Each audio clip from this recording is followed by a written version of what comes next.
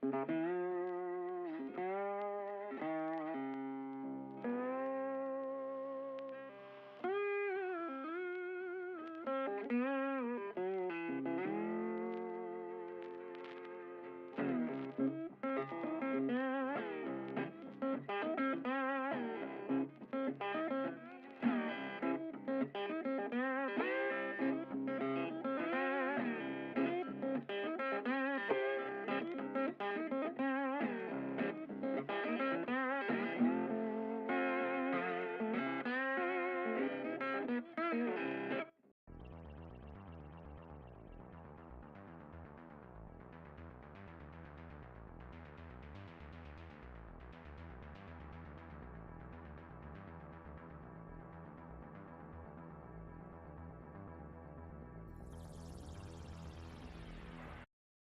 Speaker, I can tell you that both initiatives will deliver more than what that last government attempted to when, for instance, they put out a $1 billion infrastructure scheme.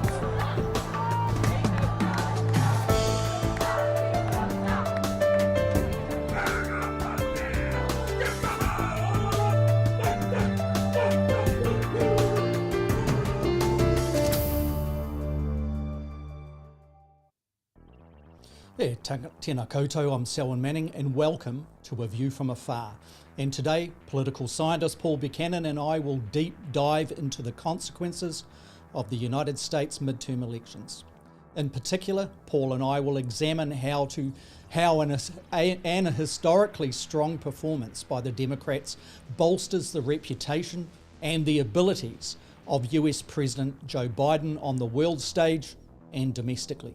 Also, we will examine what the GOP's poor performance in the midterm elections means for Trumpism, Trump, the Republican Party, and the MAGA faction that has, for quite a time now, stifled conservative voices from within the grand old party. And of course, Paul and I will examine Donald Trump's announcement this week that he will seek to be the GOP's candidate to take back the presidency in 2024. But before we cross to Paul, here's an invitation to our live audiences.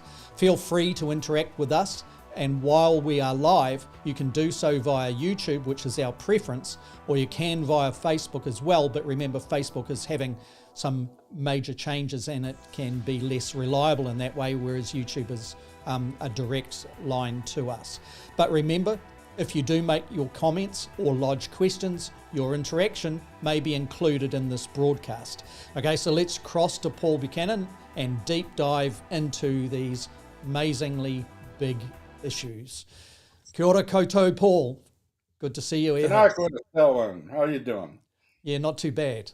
So there's been a lot happening, and I'm looking forward to getting into this because it's a little bit, in some ways, it's a fascinating test and also examination of the fabric and the guts of the United States voting public, isn't it?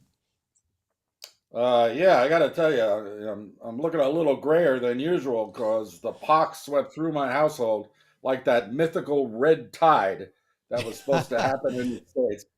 And so, yeah, all of us were down for the count for a little over a week, but we're up and running, and the good news during my forced convalescence was that I got to watch the U.S. midterm elections and spend a lot of time on the couch digesting state by state. So I'm good to go when it comes to all that. And where do you want to start?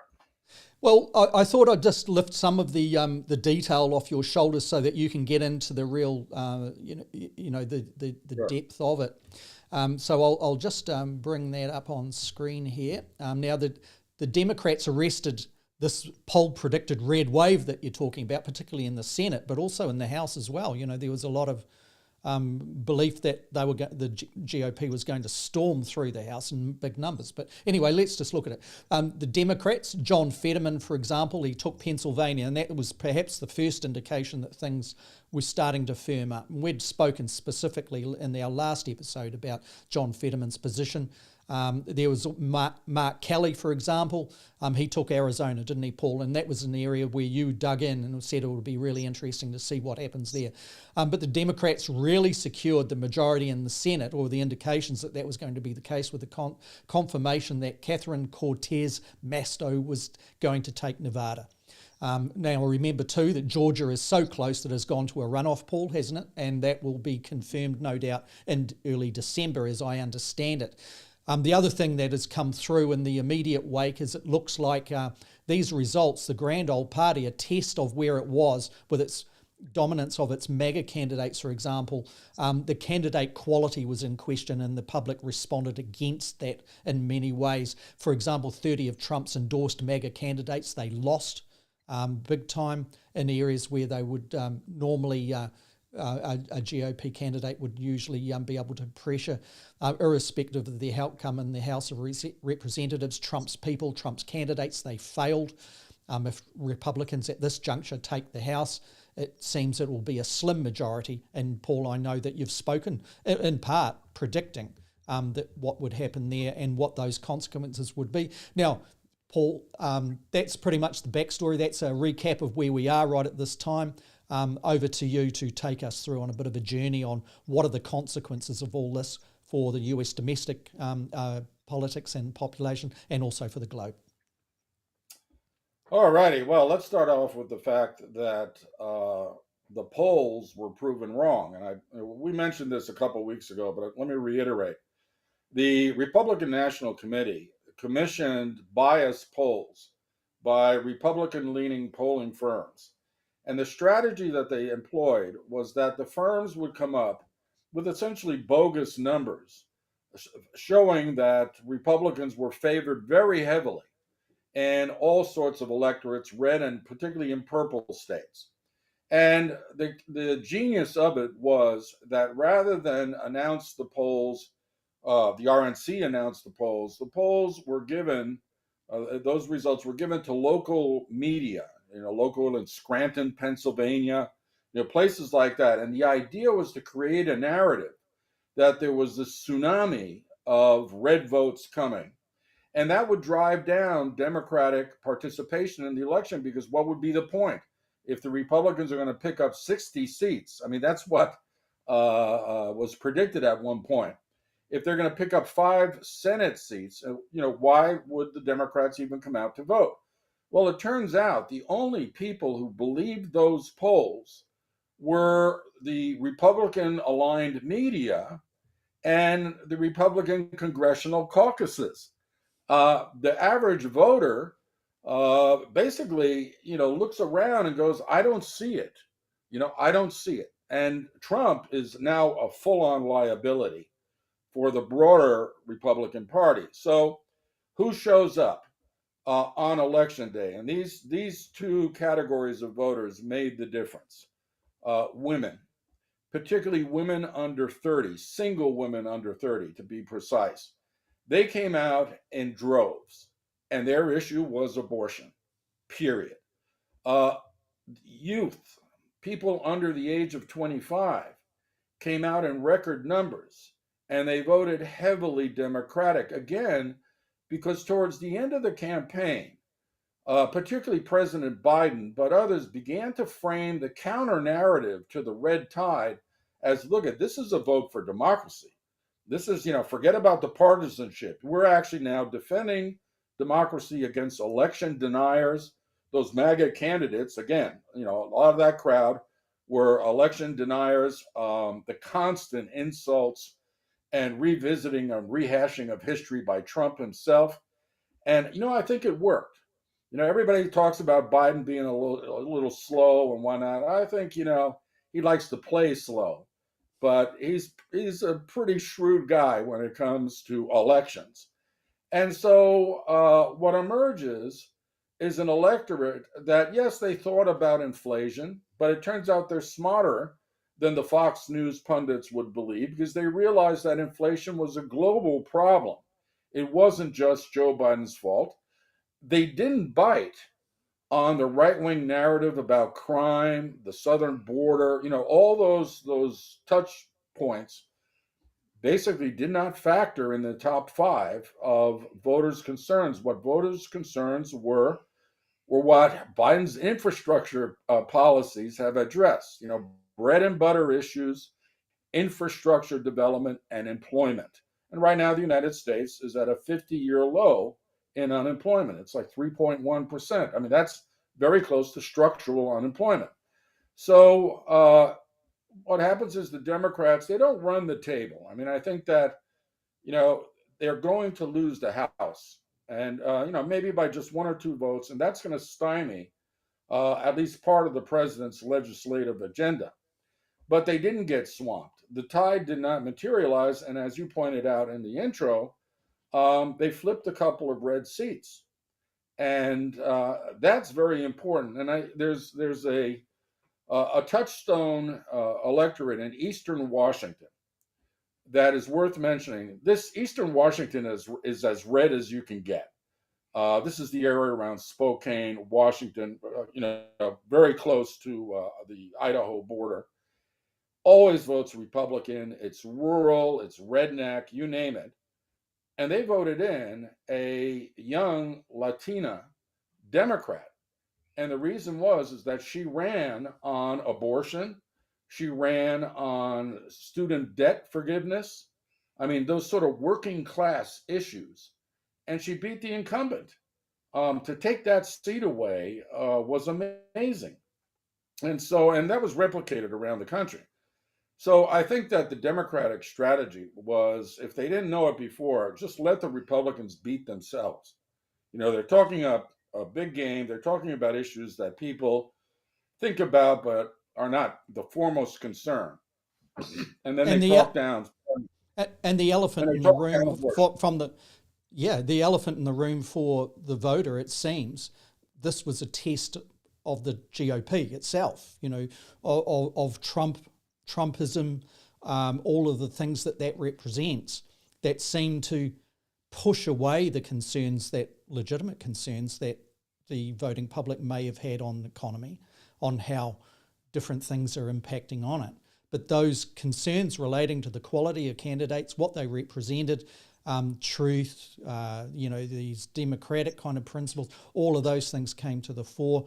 And it seems like what you've painted there is a picture of a reasonable argument that's come through from an incumbent, which says, well, basically, your concerns are satisfied within the framework of our candidates and our votes. The other thing, the Democrats seem very well pleased with the candidates that they put up right across the board. And of course, we've been focusing on the Senate that the Democrats took. We're talking about the House of Representatives, but there's also the governorships of various states as well, and digging down into those things. And that's something that the Democrats seem to be well satisfied with too. Just at this juncture, Paul, there's a question that's come in that dovetails on this, and so I thought I'd read it out. It's a comment and question. It's from Christopher Minto, and he says, my worry is that the fascists in the GOP will fight harder and nastier than the moderates, control McCarthy, and lash out to get Trump up. The fact that we're now looking at McConnell to save the moderates is astounding, he says. And he adds, can the moderates in the GOP survive? And will DeSantis run, or will he wait this out? So there's some interesting kind of comment and questions in that, Paul, and that perhaps leads into where I'm instinctively thinking you're going to be going in your responses from here. Yeah, I would caution particularly progressive viewers. Again, the Democrats did very well, but it wasn't a landslide. They lost 5 House seats in New York. Now, a lot of that had to do with redistricting, not gerrymandering, but redistricting due to demographic shifts. But they lost 5 seats in traditionally blue New York. Florida, the state that I voted in, went entirely red, and the governorship, it was a rout. And so there's plenty of pockets of red out there to be had. And, we'll see what happens with DeSantis. On the other hand, the Democrats picked up 17 of 19 governorships. They flipped a few governorships as well. And I think October into November crystallized what this was all about. If we go back and just watch the tape of rallies and whatnot in October, On the Republican side, it gets crazier and crazier and crazier. Trump is, coming out. Not only is he saying insane things, but he's surrounded by lunatics. And clear case in point is this former Fox News reader in Arizona was running for governor of Arizona. She's a crazy lady. And at the same time, in parallel, the Democrats stopped their infighting. You didn't see the progressive versus moderate, Democrat, divisions. They all sort of rallied quietly together to defend what they had and then try to, grab votes in the face of that craziness. And it worked. And it worked because, yes, there is a MAGA presence in the House. Let's think of it. Marjorie Taylor Greene won re-election. Looks like Lauren Boebert is going to win re-election. Matt Gaetz, the pedophile guy, he won re-election. Paul Gosar, who, again, is a nutcase, he ran unopposed in Arizona. The Democrats didn't even put up a candidate against him. So there's some hardcore MAGites in the House, but they're a minority. And the knives are now out for Trump because it's very clear that he orchestrated the craziness, and you pointed it out earlier. That resulted in inferior quality candidates. And that's the nice way to say you brought in a bunch of lunatics. Yeah. I mean, these guys, should not have had any place on a political stage, and you brought them in droves, and they lost in droves. And it kind of insults the intelligence of the voter, even if they had sympathies toward their idea of what a Republican Party ought to be. It insults your intelligence in a sense, doesn't it? Well, they're looking backwards. I mean, it's re-litigation of the elections when even, Republican governors and secretaries of state said the elections were legit. Again, you're right. The electorate is not that stupid. They want to look forward and, get out of, it's not an economic crisis, but there is some superficial crisis elements to the inflation problem. And I think you're absolutely right. Voters, Republican as well as Democrat, just said, we can't abide by a party that is run by crazies. But here's the thing. The Republican leadership are cowards. And rather than say something in October and say, this thing is going a little weird here, I think what they decided to do is let the election run its course, then take out the knives if Trump's candidates failed. If his endorsements did not prove to be, a magic wand that won Republican seats, and it was not. He did okay in some places, but in more than some, his endorsement was not worth it. I mean, in fact, he's endorsing Herschel Walker in that runoff in Georgia. That's like kiss of death stuff. Walker is a low-quality candidate. This is a man who's a living advertisement for head trauma. He's a former football player. He clearly has taken way too many knocks to the head. And what's interesting is they put him up against a Harvard-trained Baptist minister who's served in the Senate now one term. And yet they openly mock John Fetterman because of his stroke issues. Quite frankly, that was despicable, but they put up this man, Herschel Walker, who, again, to say he's an inferior candidate is, about as polite you can say. The guy should be nowhere close to politics. And then his personal life is in disarray. So what's going to happen, though, is that now the fight is on inside the House. And my understanding is that the MAGA crowd, they've already tried to remove McCarthy. That didn't work. He was challenged. He beat back the challenge, as did Mitch McConnell overnight. Beat back the challenge by Rick Scott, who, by the way, not only is from Florida and was guilty of the largest Medicaid fraud in the history of the United States, but his company paid the fine. But he ran the Republican Senate campaigns. He was the whip who ran their campaigns, and guess what? They didn't do so well. So he lost overnight to Mitch McConnell. what's going to happen in the House? Let's assume that the Republicans wind up with 220 seats, Democrats wind up with 216, thereabouts. That gives the MAGA crowd a bit of leverage, not a lot of leverage, but a bit of leverage. And my understanding is that one of the things they've already said they want is they will go along with McCarthy's legislative agenda if and only if he authorizes the opening of investigations into Hunter Biden's laptop and Benghazi. That's how insane these people are. I don't know what he's going to do because he's got to look further than them and realize, okay, with Trump now running, with DeSantis clearly going to run as well, this is a party that's about to tear apart. And where do you want to be, 2 years down the road? Do you want to be on the MAGA side, or do you want to be, I wouldn't call these guys moderate, but the rational side? And I think he's going to go for the rational side, and he's going to tell the MAGAites that he's not going to bow to their pressure, and he's not going to launch into these spurious investigations. As it turns out, the January 6th committee is scheduled to wind up its business in mid-January, right before the incoming Congress is installed, but they can transfer all of their work to the Senate, which has a Democratic majority. So the January 6th committee will roll on in the Senate. I doubt very much that McCarthy's going to waste time, with these investigations because he has more than enough power to stymie Joe Biden's legislative agenda. I was just going to raise that before you take us through it. So just to recap, it looks like the test of where the Republicans will go, the internal factional conflict lines are well defined, and that will be the area where people can gauge where it's going to be as it goes forward to try and take the 2024 elections, presidential elections in a sense. So it's a bit of a litmus test of where their party is kind of sitting, where the dominant factions are. And of course, as we've said at the beginning of this program and observed in the previous episodes, the MAGA factions have dominated, even if it is by shouting the loudest.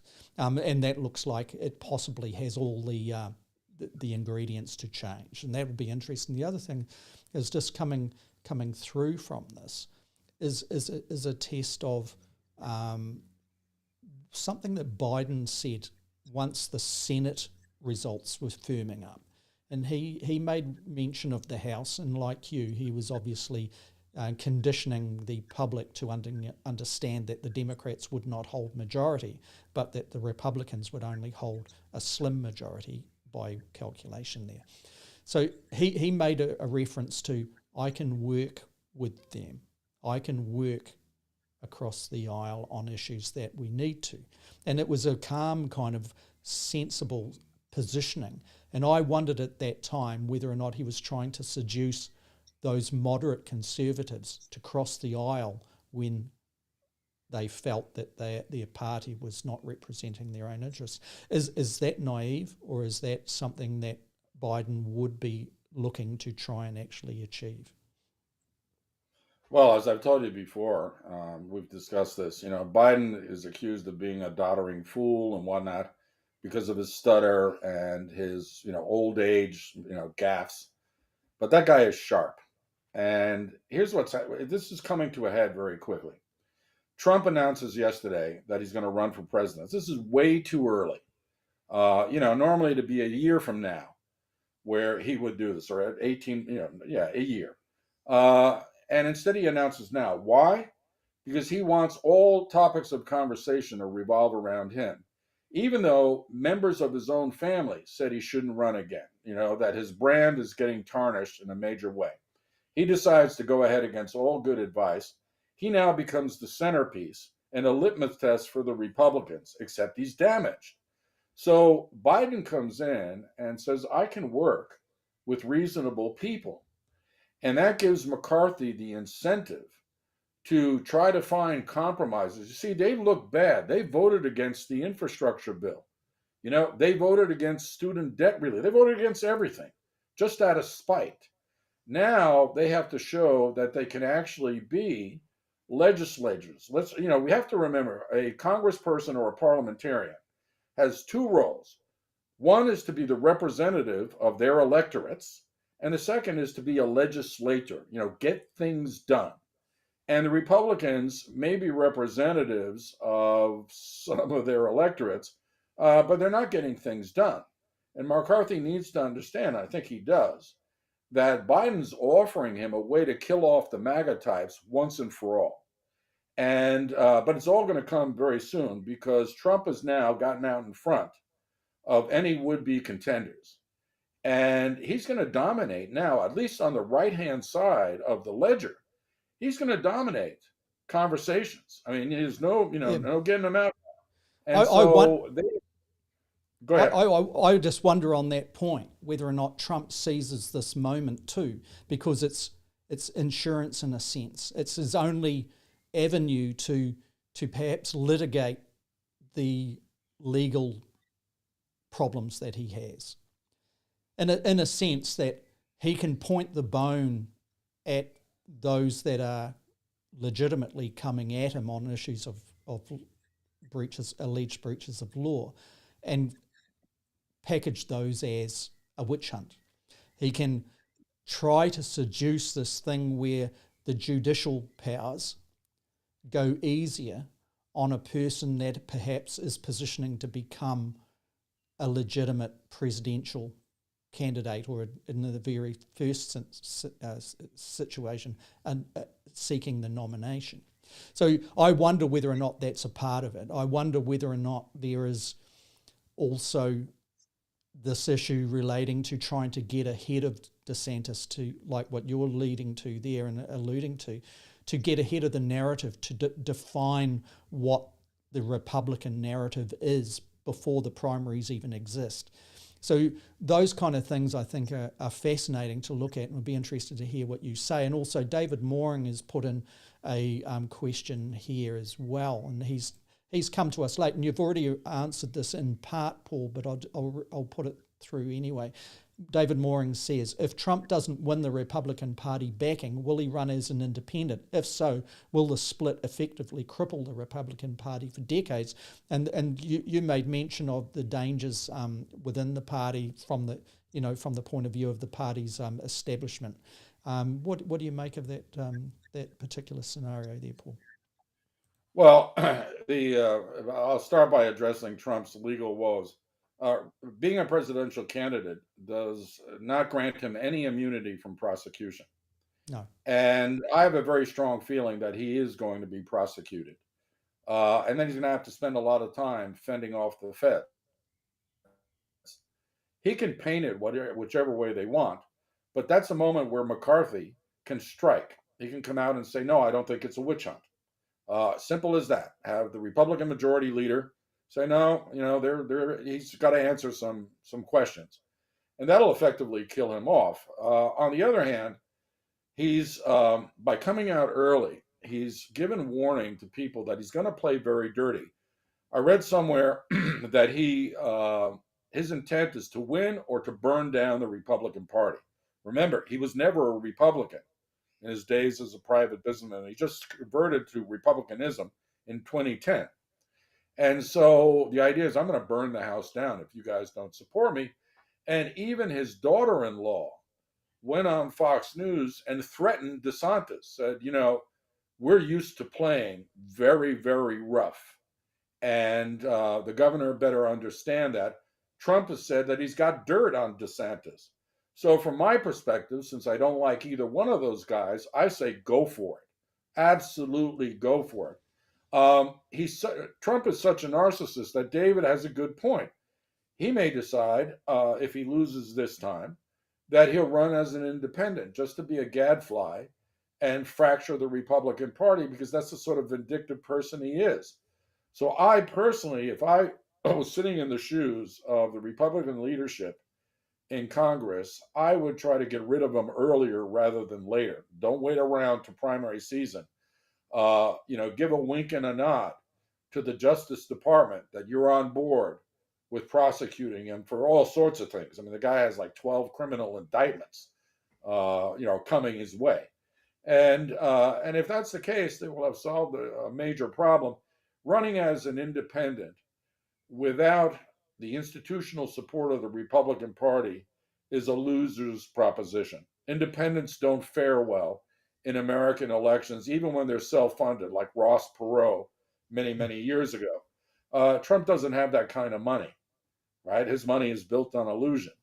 So I think we're going to see, and between now and January 20th, when the new Congress is installed, we're going to see some major ructions within the Republican Party to involve, political bloodletting on both sides. And I think that will determine, A, whether or not the Republicans will stand a chance in 2024, and B, whether or not Joe Biden can work with some of them. And I'll give you an example. If you were to listen to the MAGA types, they want to withdraw military support for the Ukraine. And that's because they're pro-Putin. I mean, if you look at some of their media mouthpieces, Tucker Carlson, this guy's pro-Russia. They can threaten to vote against further assistance to the Ukraine. That's where Biden needs to approach the majority of so-called moderate Republicans and say, this fight is our fight ultimately, and you've got some renegades in your party. You can't trade off Ukrainian security for some bone that they want to chew on, such as Hunter Biden's laptop investigation. And that, I think, that appeal to reason may form the basis for, I won't say trust, but for a tactical alliance between moderate Republicans and the Biden administration against the MAGA crowd within the Republican Party, so they clear the deck come primary season and they can run a 2024 presidential campaign. And remember, the House is up for grabs yet again. 1/3 of the Senate is up for grabs yet again. And then I think it's 15 or 16 governorships come up in 2024. So, that's the big election. That's not the midterms. That's the big election. Everybody now has to pivot and think, where do we want to be on November 6th, 2024? Do we want Trump running and his MAGA crowd being the tail that wags the Republican dog? Or do we want to be rid of him as a pox, to use a phrase, and move in a more centrist direction, again, that gets things done? I can't overemphasize. If we look at two elections now, the last presidential elections, we look at the midterms, it seems that the American voter has already answered those questions relating to Trump on whether or not he has damaged goods. He's a past event, and the rest is basically the carcass kicking. So, let's just take a transition. We come back and we examine two scenarios. One, what does this mean for Joe Biden, his reputation, his mana in a New Zealand context, that word there, domestically and globally, because there's been a significant, in my view, Paul, a significant shift in his stature on the world stage this week. And it'll be interesting to see what you think of that, and also what does that mean. And secondly, a scenario that we look at on perhaps if Trump was the Republicans' candidate outside after the primary, or DeSantis, and what is the response from the Democrats on either of those scenarios. And we'll come back, we'll be back in a couple of seconds.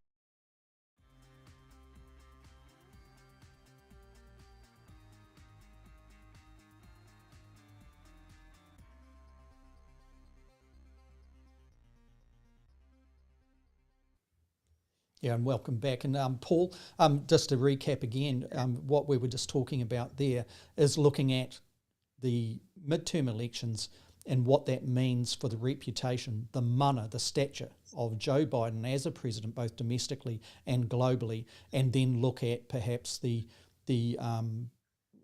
scenarios around whether or not the Democrats would run Joe Biden preferentially against Trump if Trump was the Republicans' candidate after the primaries, or, for example, if DeSantis came through, what would the Democratic Party response to that be? So let's get back to the reputation and what this midterms means for Joe Biden. Well, certainly it's enhanced his stature around the world.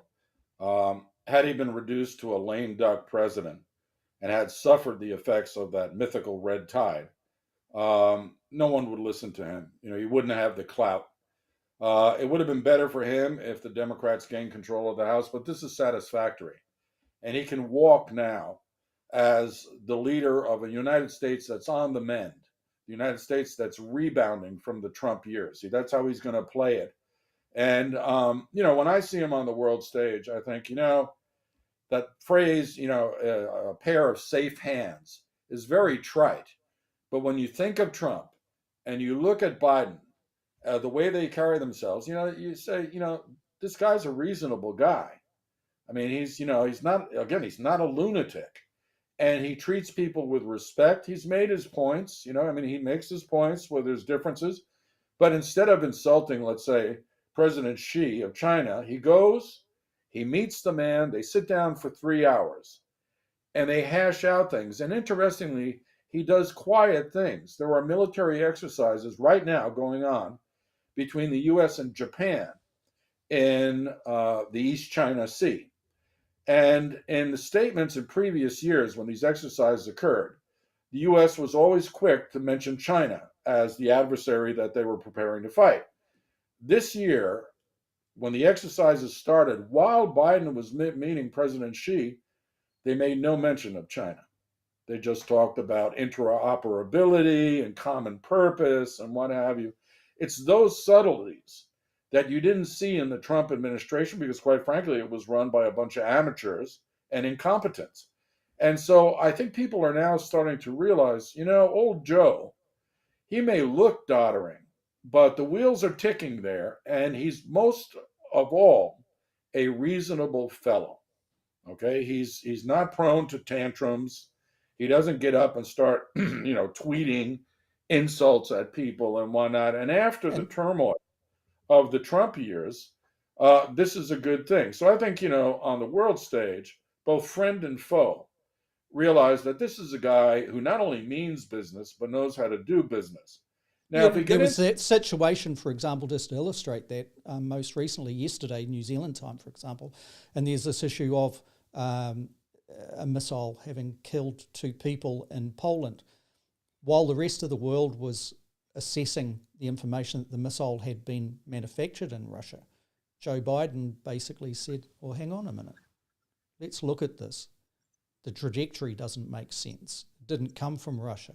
Let's have a look and see where it really did come from. And that pause, that time to think through and get the information that's necessary seemed to be, one, a wise position to take, but also a safe position to take.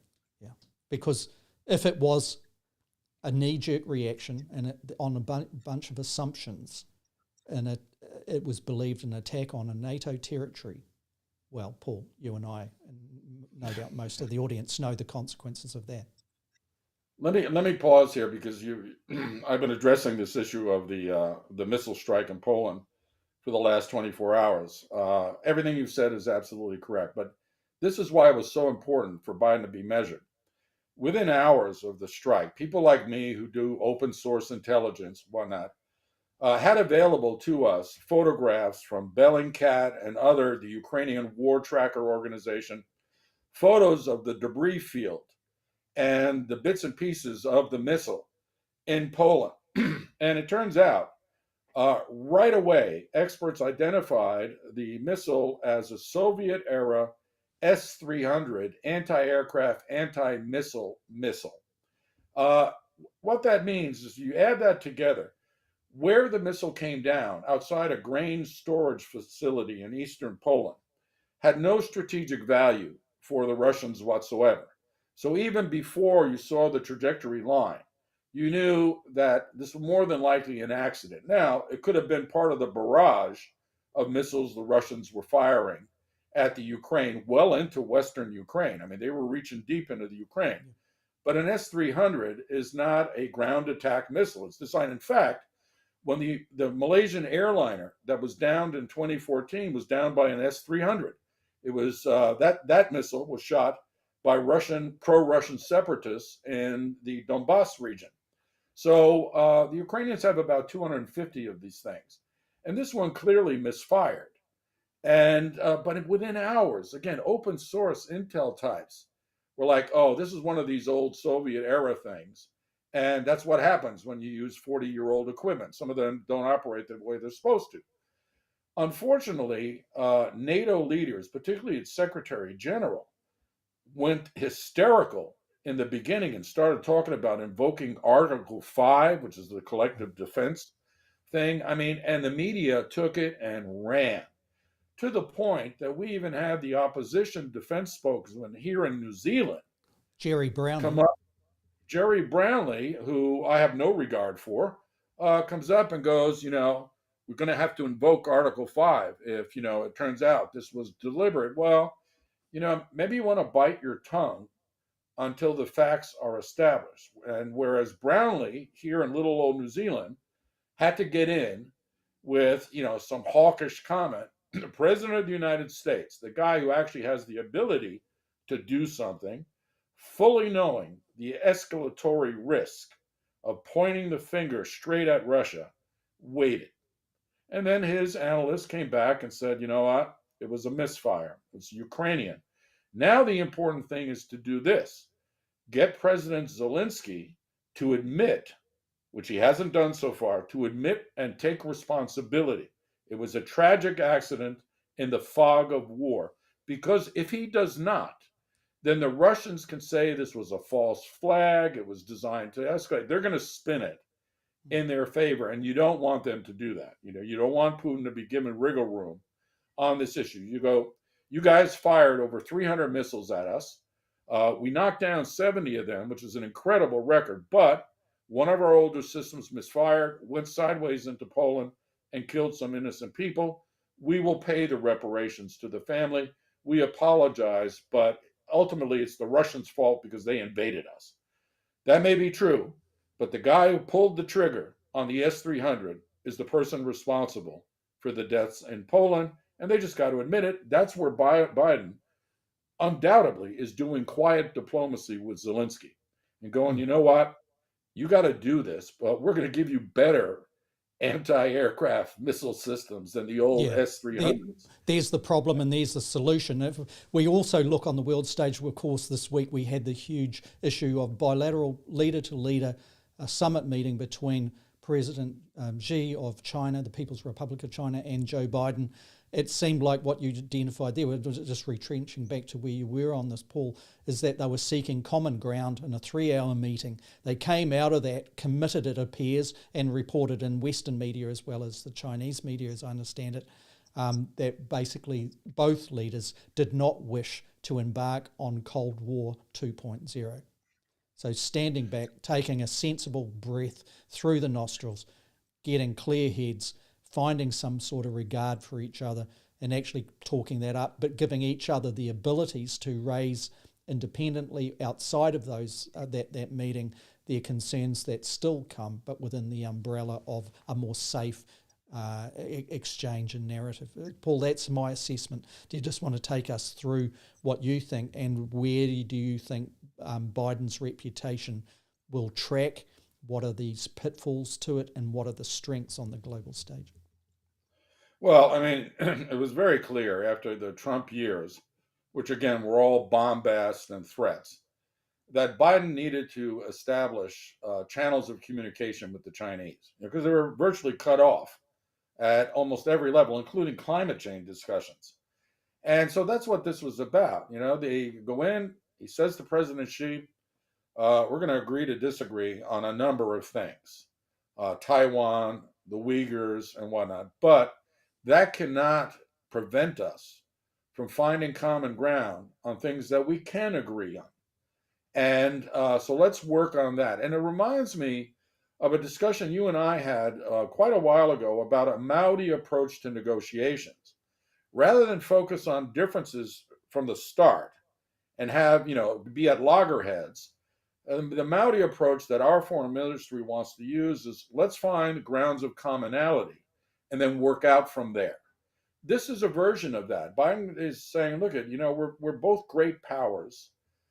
We know what our interests are. We know that they're juxtaposed, but again, we can still talk. There's plenty of areas where we can reach some agreement, and let's be civil about it. The bully is gone. The circus show is over, and so I think that was very effective. And I think that it's been noted by friend and foe around the world. This is a stable pair of hands. He's announced that he's going to run for re-election. Prior to that, you would have wondered after the midterms, like, if he's still with this degree of mental acuity around in 2024, why not? The guy I'd just add too, that as the Senate vote showed that the Democratic Party was on a rise, what we saw, whether or not it's by chance or whether or not it's by design and strategic, we saw Russia pulling out of Kherson in Ukraine. It was almost like they were waiting to see whether or not the MAGA types were going to take control. And when they misfired, when they failed, when they realised that Trump was a spent force, that Trumpism had its guts kicked by the voting public in the United States, it's almost like they strategically started to retreat. And now that's timeline analysis. Does that stand up to rational, logical analysis as well, Paul? Yeah, I think it's a good insight. I think it's a very good insight, and think about it from the Russians' perspective. Don't make any moves till you see the outcome of the midterms, because if the MAGA types gain control of the majority, Trump's candidates won, in a wave and what have you, well, a lot of those people are pro-Russian. And as a result, they may put pressure on the Democrats in the Senate to start easing off on the supply chain to the Ukrainians. It was prudent for the Russians to do so. But yes, once it was clear that the Democrats were going to maintain their position, strengthen it in the case of the Senate, then it was time to leave Kherson, or at least move from the west side of the Dnipro River over to the east side. So I think it's good. I also tend to think that I firmly believe, and I have sound basis for this, Russian money went into various Republican campaigns, not just Trump, but others as well. The Russian money is awash in the Republican Party. And the day of reckoning is coming for those American citizens who took Russian money to influence our politics. And I think McCarthy is aware of this. I think Trump running may be the moment where his involvement with the Russians starts becoming, uncovered.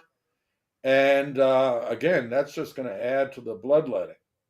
Now, if I may, I'd like to just shift to the potential DeSantis run, but give some background, which I think a lot of people don't know, at least here in New Zealand. And remember, I'm a voting resident of Florida. In fact, this will be the last time I vote in Florida since I'm giving up that residence and putting all my eggs in the New Zealand basket. This is the interesting thing, Selwyn. After Trump moved to Mar-a-Lago permanently, a wave of MAGA people from the Midwest, Northeast, Far West, they migrated to Florida. I mean, we're talking hundreds of thousands of MAGites moved to Florida and settled. Most of them are too poor to live in Palm Beach, but they settled in the Orlando area. They settled in and around Lake Okeechobee, where the Everglades are. There's a number of small rural towns out there. That shifted the demographic, the electoral demographic of the areas in which they settled to straight red, but MAGA red. In parallel, about 1 million Venezuelans have moved to Miami-Dade County. where they joined forces with the Cuban exiles. These are very reactionary people. They're Mm, fleeing Nicolas Maduro, and they have reason to want to get out of mm. there. They're very reactionary. Um, I may have said this to you before in private conversation. There was a suburb outside of Miami called Weston, which is known as Little Venezuela, because there's something like 300,000 Venezuelans living in this town. It used to be on the way to the Everglades. It's now the sprawling suburb. The presence of the Venezuelans in large numbers in Miami-Dade turned that traditionally blue district red. And that was the reason for DeSantis' success. So DeSantis owes Trump in the first instance for all those voters further north, and then he owes the Venezuelans for being able to flip the Miami-Dade County from blue to red. And those were the areas, New York and then Florida, where the Republicans had their best nights. That was clearly their successes. But here's the problem for DeSantis. I mean, let's remember, this guy is a despicable character who, among other things, used Florida taxpayer dollars to fly asylum seekers from Texas, first to Florida and then to Martha's Vineyard on Cape Cod, as a political stunt. He misappropriated taxpayer money that was for emergency relief and everything to go do this stunt. Ron DeSantis is not electable nationwide. That demographic I just mentioned is what got him elected. That demographic does not exist in all 50 states. He cannot win a presidential election. No one's told him, and his entourage has told him that fact yet. He's believing his own rhetoric. But if you look at his stance on abortion in light of these elections, if you look, he's the culture war guy. He's picking on trans people. All right. He's punching down in these culture wars. He's very much driven by the likes of Fox News when it comes to those, hot button issues. And that's not, it will not translate So nationwide. what would be the response of the Republican Party to those realities? Would they look at putting an ultra-conservative up? Would they be looking at Pence, for example? Would it be somebody else that doesn't have the associations with Trump that is coming through from the purely conservative factions? And what does that mean for the party? Well, the fight is on. Now I got to tell you, and I'll be vulgar here because I want to, but Pence is a ballless wonder. And everybody knows it. He's a eunuch. He calls his wife mommy. Pence is going nowhere fast. And the fact that he's been given some airtime on mainstream media outlets is a farce. Okay, the guy's now trying to revise the historical record. He did one good thing, which was to do his job to certify the elections. That's the one good thing he did. And we're supposed to think this makes him presidential material. No, go away, just bye. Now, here's the thing. You got DeSantis, he's unelectable. You got castrated Mike, he's unelectable. You got maniac Trump, he's soon to be unelectable. So what are you left with? Well, you're left with the MAGA moderate fight. You got guys like Josh Hawley, senator from Missouri, who's a MAGite. He's not a pleasant person, but he's young, he's ambitious. Maybe he's a MAGA opportunist. He really doesn't believe some of the things he says, and he starts moving to the center. I don't know what comes out of their house. I mean, the House side of things, it strikes me that there are very few. I mean, if McCarthy thinks that he can run for the presidency, he's got another thing coming. Like And so we know that Liz Cheney, for example, lost her opportunity to actually contest these elections. But one would imagine that there was a constituency that remained within the Republican Party where she was located. Is that real?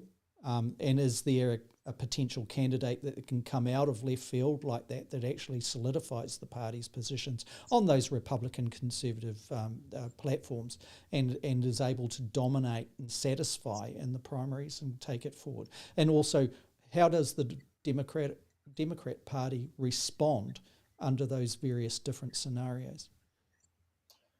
Well, I'll tell you, Liz Cheney, and thanks for bringing her up. She would make a formidable candidate because she is an ultra conservative. I mean, I want to say, she's not a nice person, but I think her experience in Congress, and particularly in and around the January 6th committee, has alerted her to the fact that the tail is wagging the Republican dog, and not in a good way. This is a rabid dog when that tail sets to wagging. If she was to come back, as a non-politician, just, put herself in the primaries, I'm sure that she is well funded already. I'm sure that major donors have spoken to her quietly. She enters the race as a female candidate with impeccable conservative principles, with that lineage dating, going back to her father, who many conservatives, adored. Um, she'll be a formidable opponent for any Democrat. I mean, she can take it to Biden in many ways, but I think that in order for her to overcome the MAGA resistance, because they hate her because she basically, called Trump for what he is, and they didn't like that. She's got to do more of the same, but then she's got to be able to show that, unlike other Republican leaders and candidates, she can actually get things done. Again, I was going to say earlier, I can't overemphasize that. The Republicans have done nothing since Biden was elected. And I was going to also say, you mentioned Trump and his failed record. He's lost 3 elections in a row: the midterm, 2018 midterms, the 2020 presidentials, and now this one. He's a loser. I mean, he's kiss of death stuff. And I think that she's the person who can finish him off by appealing to the big money crowd that wants a return to sanity, wants the Marjorie Taylor Greens to go away. Just let's remove these quote unquote low quality candidates. She would be the one to do it. In fact, to my mind, she may be the only one who could give Joe Biden a good run. Assuming that Biden stays, again, mentally stable. She would be a formidable challenger for many reasons. A lot of people don't realize how conservative she is, and that her voting record was very close to that of Trump during his time in the presidency. She voted like 90% of the time, along with Trump. She just did that for partisan reasons, even though she disliked him. So I think, is their best candidate, to be honest with you. And again, she checks the boxes. She's female, so you can't say the Republicans are anti-female, and all that sort of thing. And we'll see. I have no doubt that as we talk today, there are people plotting and scheming on her behalf to bring her back once she's out of office as a presidential candidate. Yeah, we'll just finish off here and then we'll wrap it up, Paul, and see if you can put responses to this. Once again, one of our regulars, David Mooring, he brings up issues that, that many will be thinking about. And he says here, if the right of centre section of the Republican Party come together, could the Republican Party go the same way as the old Whig Party of 1833 to 1856, reforming under a new name? There's another comment that came through relating to the Republicans as well. I'll just bring this up on screen for those that are watching. And this is from Sam. He says, this is a comment. Republicans are not just bought and paid for. The policy is also bought and paid for, respective of who holds office. So he suggests here, and just his comment dovetailing on from there is, just pull the plug. But anyway, getting back to David Mooring's question here, Paul, the right of centre section of the Republican Party come together. Could the Republican Party go the same way as the old Whig Party, reforming under a new name? What do you think? It's a possibility, but I think not. I think that the more likely scenario is that the Republican Party is going to split. And we'll have a MAGA party.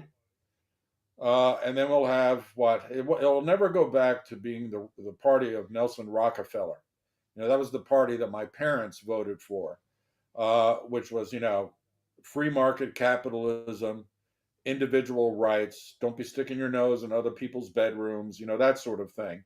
if you look at the Republican Party today, the evangelicals have way too much influence, and they want to stick their noses in everybody's bedrooms. They want to, rule again on transgender stuff. The Nelson Rockefeller Party, which ended with Ronald Reagan, um, they wouldn't be going down the culture wars. They wouldn't be doing any of that.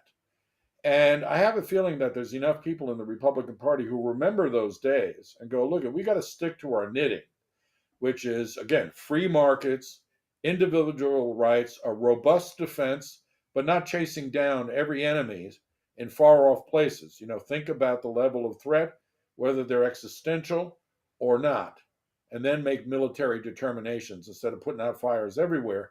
I think that has a certain appeal because it's restrained, okay? It's reserved. It's not bombastic, and crazy. And I think that's what's going to happen. Rather than reform from within, under a name, there's going to be a civil war within the Republican Party. We have to be brutally honest. These MAGA people are nasty. They're nasty people personally, and they're nasty people politically. They're not leaving without a fight. They want to take over the party in their own image. And there's not enough of them to do that civilly, just by a slow incremental process of attrition. There's not enough of them to do that. So my reckoning is that the Republican Party is about to endure a civil war leading up to the presidential primaries, and that the primaries will be the settling moment as to who won and who lost, and the losers will split and will form a third party. More than likely, to my mind, it'll be a MAGA type party. And that'll basically condemn the Republicans to the wilderness, the political wilderness, for 5 years, a decade, because they're going to split the conservative vote between moderates and troglodytes or reactionaries. And the Democrats will be the best default option, no matter who runs. On the other hand, I'll simply say, never underestimate the ability of Democrats to screw things up and snatch defeat out of the jaws of victory. So I think the advantage is for the Democrats. The best thing they can do now is get out of the way and watch the Republicans go at each other. If McCarthy does give the quiet nod to the Justice Department, I think then we'll see the indictments to not only Trump, but a lot of his star deals. Remember, the Trump is been found in contempt of Congress. Steve Bannon is going to do 6 months in jail for the same thing. Trump is still trying to litigate, his refusal to go up and talk to the January 6th committee. But again, as I said before, he's a private citizen. There's no immunity for him until he becomes president again. And that's not going to happen. So I think that the moderates and the Republican Party know how to play hardball, and they know that the tactical enemy or the short-term enemy is Trump. Is Trump and his MAGA cohort. They got to eliminate them first, then they can compete much more favorably against the Democrats, who have flaws of their own, but right now those flaws pale in comparison to what's going on in the GOP. Oh, thank you for that, Paul. Let's wrap the program up now. And thank you to those that have joined us live and have been engaging with us in the live commentary and also pitching questions. It's been a very, very good thing to see. The other thing is, if I take one of the main lines from you today, Paul, is, and it's a message perhaps to all incumbents and also opposition parties within Parliament around the world, is get things done. I like that, those very simple words. It all boils down to that, doesn't it? Paul and I intend to be back this time next week, and that is midday Thursday New Zealand time, which equates to around 6 p.m. on the Wednesday Eastern Standard Time in the United States. We look forward to your company once again. Thank you for being with us, whether it be live or on demand. And we will have some very good issues to pick through and dig down deep into next week as well. Until that time, ka kite anō. We look, thank you again. Goodbye from Paul and I. in this episode, 22nd one for 2022 of A View from Afar.